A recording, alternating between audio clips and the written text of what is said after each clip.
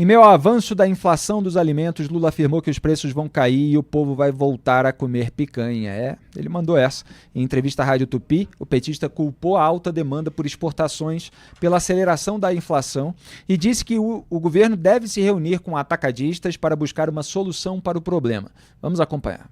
É importante lembrar que a gente vem de momentos muito cruciais no Brasil. Muito sol, o maior calor já feito na história desse país, muito fogo e depois de algum lugar muita chuva, como no Rio Grande do Sul. Tudo isso tem interferência nos preços. Outra coisa que nós tivemos é um problema o seguinte, nós tivemos a greve aviária nos Estados Unidos, em outros países, e os Estados Unidos virou importador de ovo brasileiro, o Vietnã, o Japão, ou seja, nós estamos exportando, o Brasil virou quase que um supermercado do mundo. E nós queremos discutir com os empresários que nós queremos que eles exportem, mas não pode faltar para o povo brasileiro. Eu sou uma pessoa que gosta de ovo, Isabelle. Eu muitas vezes prefiro um arrozinho com 2 ovos fritos do que um bife. E eu sei que o ovo está caro. Quando me disseram que o ovo estava R$ 40 a caixa com 30 ovos, é um absurdo. É um absurdo mesmo. E nós vamos ter que fazer uma reunião com os atacadistas para discutir como é que a gente pode trazer isso para baixo. Porque o fato de você estar vendendo produto em dólar que está alto, não significa que você tem que colocar no preço do brasileiro o mesmo preço que você exporta. Essa é uma discussão. Da mesma forma o óleo de soja, da mesma forma a carne. Agora a carne começou a cair. Vai cair, e pode ficar certo que vai cair, e o povo vai voltar a comer a sua picanhazinha, a sua costela, outro pedaço de carne que ele deseja. Vandic Silveira, nosso colaborador de economia, está aqui participando do Papo Antagonista virtualmente com a gente. Um prazer revê-lo, Vandic. Boa noite. Boa noite, Felipe. Um prazer estar aqui com vocês mais uma vez. E hoje, risível, né? A posição, a postura, a falta de hombridade do presidente de culpar o meio ambiente, o clima, a chuva, a água, o fogo. Ele só não olha para o próprio umbigo. Vamos lá. Ô, Vandic, olha só, só destacar nessa linha do que você está comentando, que a gente ouve o Lula e fica com a impressão de que ele ainda vai começar a governar. Quer dizer, sim, não parece que é o terceiro ano do governo. O Lula ganhou a eleição do Jair Bolsonaro em 2022, subiu ao poder 1º de janeiro de 2023, passou 2023 inteiro, 2024 inteiro. A gente está em fevereiro de 2025, quase chegando aí no carnaval, no começo de março, e ele fala assim que é um absurdo o preço dos alimentos e que ele vai fazer aí uma reunião com atacadistas. Ele parece que é um ombudsman do próprio governo, né? O ombudsman era aquele cara no jornal que publicava uma coluna fazendo as correções em relação ao próprio jornal, né? Então, o Lula parece que não é governante, ele é simplesmente alguém interessado em resolver um problema que surgiu aí do nada. Como você avalia? É vergonhoso o nível do populismo que chega ao Lula com essa história de bater um papo, de sentar e conversar. Não é postura de governo nem de presidente da República e conversar com o produtor de ovo. O presidente tem que se responsabilizar pela política econômica, que ela falha e muito. Nós temos um descalabro fiscal que é o grande responsável pela aceleração dos preços.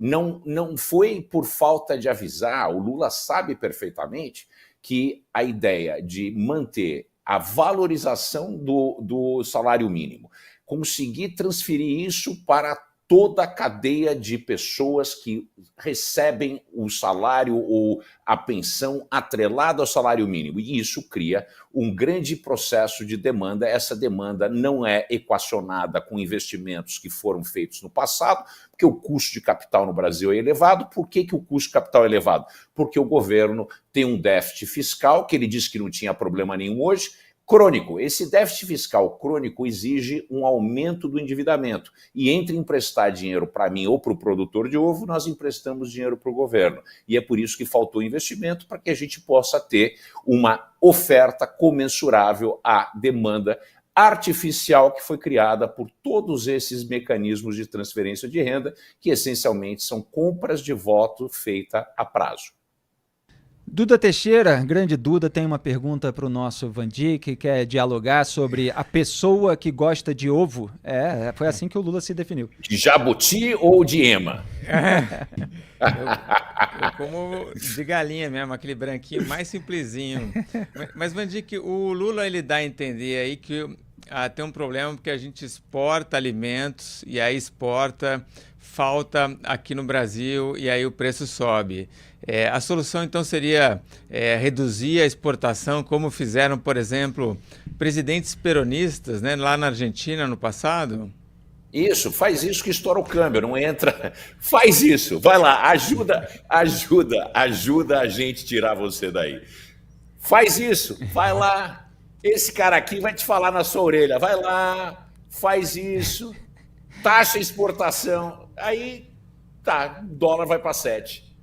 Aí não tem o que fazer. Quando você não tem conhecimento, você é ignorante em economia e você não faz nenhuma questão de aprender, que é o caso do Lula, você fica na paródia de si próprio, que é muito errado isso. E virou uma paródia. Por que virou uma paródia? Porque ele fala aquilo que a torcida quer ouvir, sem nenhuma base nem conhecimento de economia. Obviamente que ninguém vai deixar de exportar se os preços internacionais estão subindo. Foi exatamente isso que garantiu a governabilidade do governo Lula 1. Se não fosse exportações, o boom de commodity, não teria havido recursos suficientes para que ele pudesse fazer o Bolsa Família e, ao mesmo tempo, fazer o equilíbrio fiscal que o ministro Palocci, na época, subiu o superávit para 2,5% do PIB. Essa falta de conhecimento, que muitas vezes eu não acredito que é só falta de conhecimento, é mau caratismo mesmo, porque esse tipo de coisa não deveria ser dito, porque você acaba colocando a população, né, diretamente num enfrentamento com o agro, que é o esteio da economia brasileira, é a única parte do nosso parque industrial, se eu posso chamar a indústria do agro, porque ela é tão mecanizada como parque industrial, que é produtiva e não precisa e tem competência para concorrer com qualquer um que seja no mundo.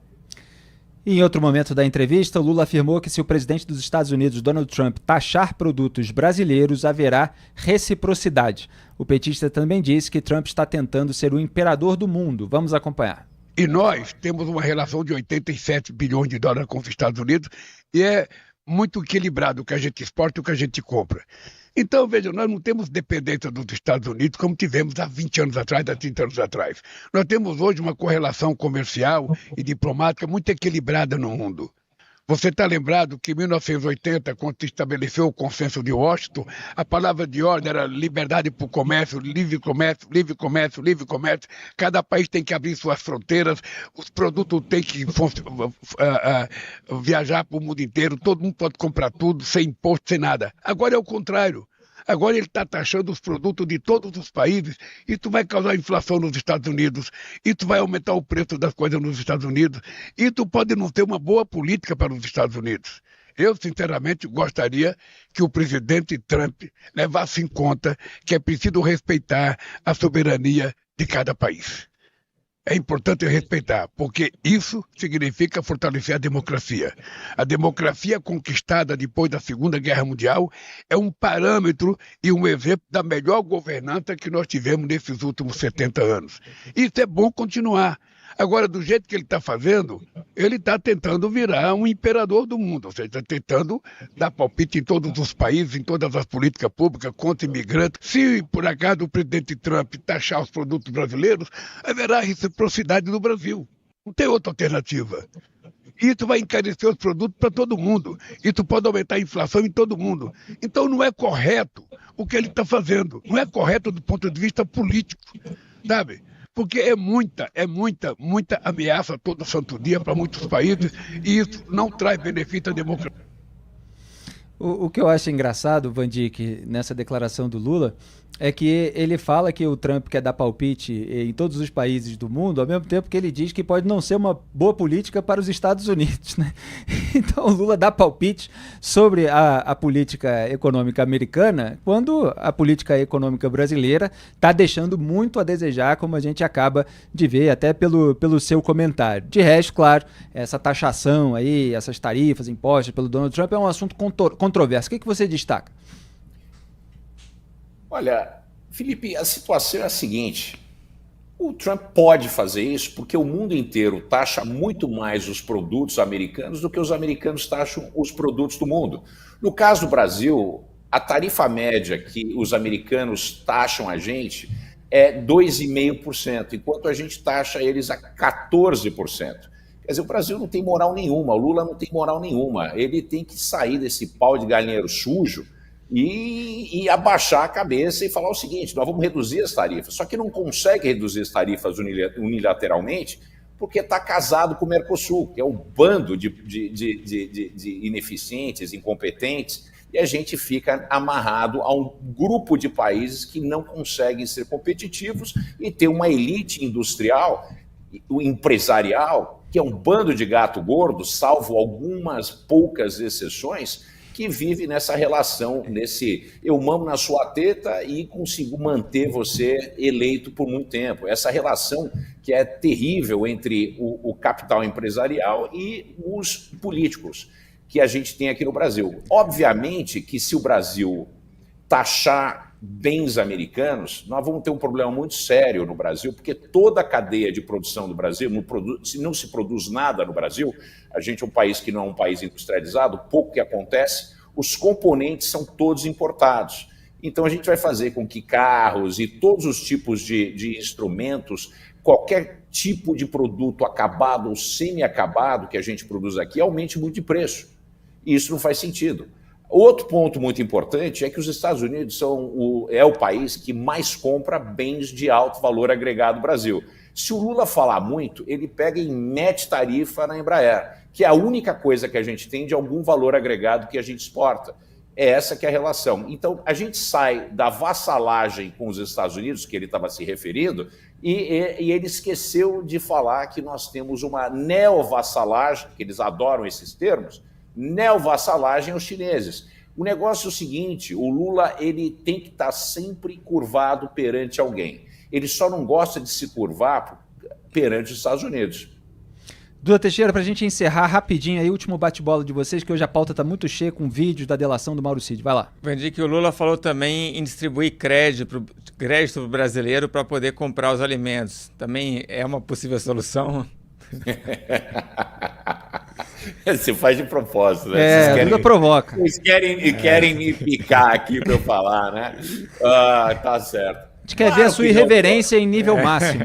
Claro que não faz nenhum sentido. Vai crédito do quê? Vai distribuir vale picanha, porra? Desculpa. Os caras não tem o vale gás, vai ter o vale picanha, só tá faltando isso. E vai usar o fundo, já usou o fundo da Previ, vai usar os recursos agora de outro fundo de pensão de alguma estatal que está aí em cauta, sentada, rezando para que ninguém meta a mão no fundão deles. Valeu, Vandic Silveira, nosso comentarista, nosso colaborador de economia, sempre ajudando aqui a destrinchar as questões político-econômicas. Boa noite, muito obrigado pela participação, sempre prazer. Meu prazer.